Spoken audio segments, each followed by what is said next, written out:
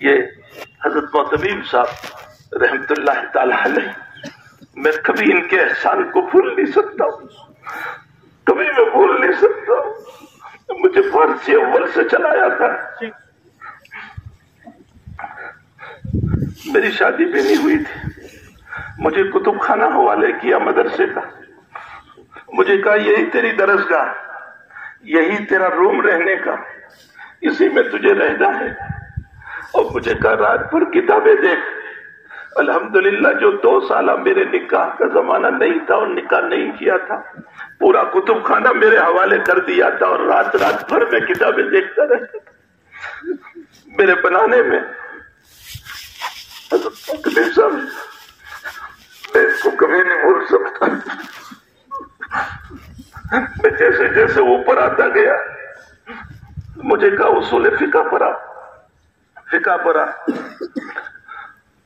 مختصر پڑھا، فلاں کتاب پڑھا، شاید کوئی کتاب چھوڑی ہو جو مجھے دی نہ ہو۔ اور محنت کے ساتھ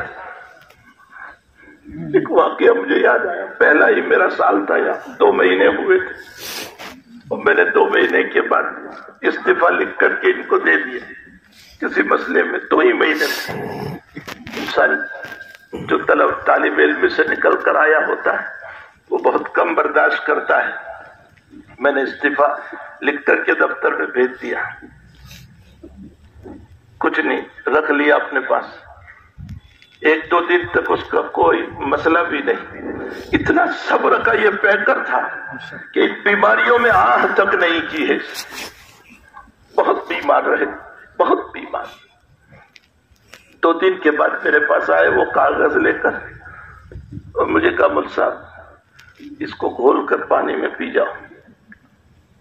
اور مجھے کہا، وہ جملہ مجھے یاد ہے کہ اس طرح حالات سے گھبرا کر استعفیٰ نہیں دیا کرتے، ورنہ صحابہ کے اوپر تقریریں کرنا بند کر دو۔ صحابہ کی زندگی حالات سے بھری ہوئی تھی، پریشانیوں سے بھری ہوئی تھی، مصائب سے بھری ہوئی تھی۔ بس وہ دن ہے کہ اس کے بعد میں نے کبھی اس طرح کی جرأت نہیں کی۔ بہرحال صرف مجھے ہی نہیں، آپ اپنے چھوٹوں کو بنانے میں بڑا رول ادا کرتے تھے، ہر چھوٹے کو آگے بڑھانے کی کوشش کرتے تھے، طلباء کو کتابیں دیتے تھے، یہ پڑھو یہ پڑھو یہ پڑھو، ان کی حوصلہ افزائی کرتے تھے۔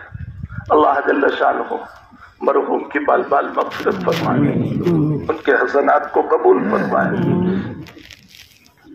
ان کے سیئات سے معافی عطا فرمائے، ان کے پسماندگان کو صبر جمیل عطا فرمائے۔